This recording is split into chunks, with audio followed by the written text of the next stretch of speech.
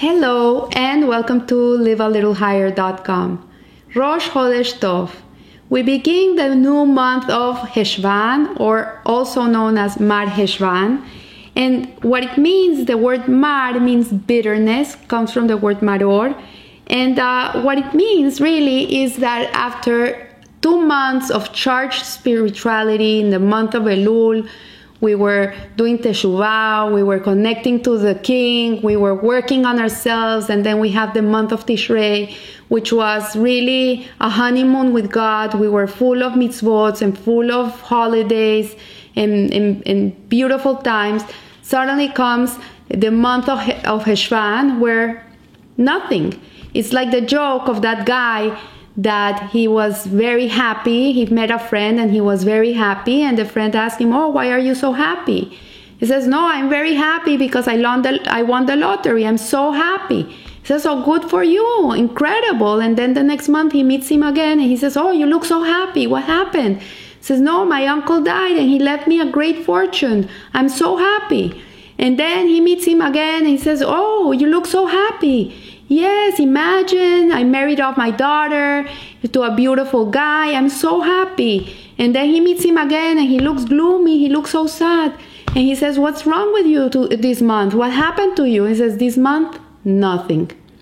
This is Mar Heshvan. Nothing. Nothing. What happens is there's no holidays, there's no special days in which we can rejoice apart from Rosh Chodesh.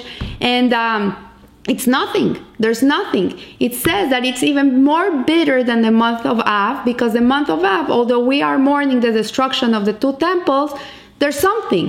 When you're mourning something, at least there's hope for something else. You're working on thinking on the rebuilding of the temples, but the month of Heshvan, there's nothing.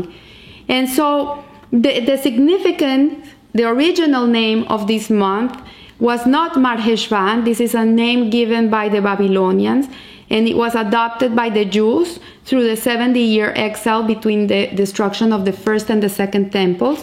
But the original name of this month is the month of Bul. And Bul denotes the idea of dying up, as the leaves begin to decay with the approach of autumn, and then eventually with winter. It's a time in which, if you look outside your window, the trees start becoming red and orange and yellow, and eventually the leaves are gonna fall off. And the month of Mar Heshvan, or Bul, suggests that it is a month of darkness and decay. So it's a month in which we're preparing for cold months, for a time of coldness, in which there's no warmth. And it says that King Solomon completed the construction of the temple, of the first temple, but the dedication was not done until the month of Tishrei of the next year. So it says also that this month is reserved for the coming of Mashiach. That's why there's no special days in the month of Heshvan, because it's a month that is empty, it's devoid, so it can contain the time when Mashiach comes. So if we search further, we find 2 other events that happened in the month of Heshvan. The first was the Mabul, the flood of Noah, and the flood began on the 17th of Heshvan, and the waters receded 1 year later on the 27th of Heshvan. Also, it says that one explanation of the name Bul is that it stems from this month as the beginning of the rainy season in Israel. If you see in Shemini Atzeret, in Musaf of Shemini Atzeret, we did the repetition of the Amidah, was a prayer for rain. And we have to pray for rain, because this is a blessing that comes if we pray. And it should start the rainy season in Israel. And it's connected to the word Mabul, which is the word Mabul is flood and an overabundance of rain. It is significant to note that the flood was originally scheduled to begin on the 11th of Heshvan, but it was held till the 17th because Methuselah, who was a grandfather of Noah, he died on the 11th of Heshvan. And since they had to wait 7 days of Shiva, of the mourning period, Hashem waited to start the Mabul on the 17th of Heshvan. There's a second important thing that occurred in this month, and that is that also Rachel, the wife, the beloved wife of Jacob, passed away on the 11th of Heshvan, and her son Benjamin, which was the last son of Jacob, it was the one that completed the tribes, was born the same day that his mother passed away, which occurred on the 11th of Heshvan. And so we see that there's no, we see the connections between the death of Methuselah on the 11th of Heshvan, the death of Rachel, and the birth of Benjamin.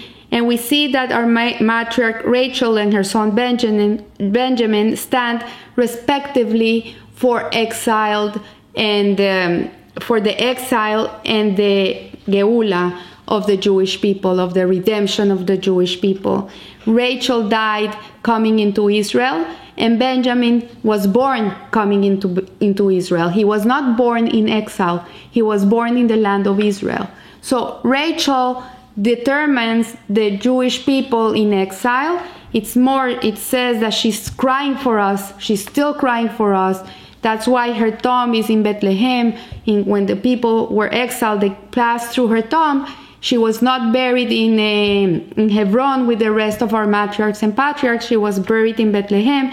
So when the Jewish people were exiled, they could stop and cry in her tomb. And it says, the sages tell us that till today she still cries for her people. In contrast, Benjamin, which is her son, his birth marks the completion of the people of Israel. He completes the 12 tribes. He's also the only son of Jacob, which was born in Israel, and he represents the Jewish people's perfected state in the land of Israel. So he represents the perfection of the Jewish people. And to understand this better, we see that the first king of Israel came from the tribe of Benjamin. It was King Saul. And we see also the Mordecai and Esther in the story of Purim were also descendants of Benjamin. So we learn from here that darkness creates the potential of a future light. This theme can be seen in the flood as well. The flood was considered like a mikveh. It was considered like an immersion of the world to be able to purify it and bring it to a better state. And although the world in its previous state came to an end, in reality, the world that came after the flood was a much better world than the world that it was before it. So now we can explain the essence of this month of Heshvan as brought to light by the events that occurred in the month. Heshvan is a time that is bitter. It's a bitter month, for there seems to be no opportunities to grow. Like really, it has nothing that ignites something in you, like inspirational, and it doesn't give us a spiritual connection. It is a time of deterioration as the leaves start falling off the trees and when there's wind and it's cold. And yet it also is a time when the rains begin to fall and everything that is going underground is starting to germinate to be able to bloom again in the springtime, in the month of Nisan. So in the deeper surface, beneath the surface, there's life that is coming new. So we know from here that the beginning is wedged in the end and the end is wedged in the beginning.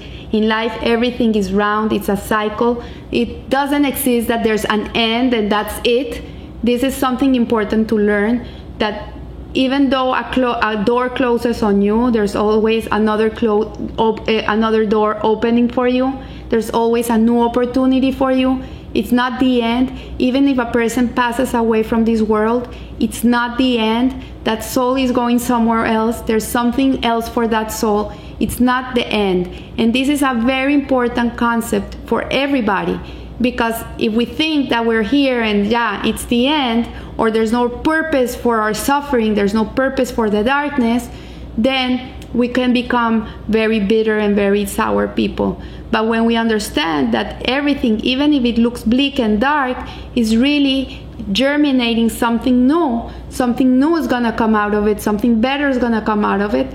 Then this gives us the strength to continue and to wait for the blooms to come out. So the month of Heshvan teaches us that despite the darkness, and even because of the darkness, there is future growth that awaits us.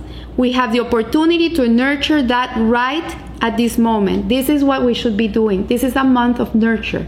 We should be nurturing.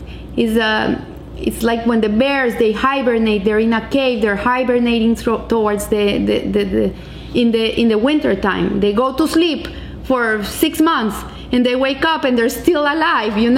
They're just nurturing themselves. They're protecting themselves so they can continue.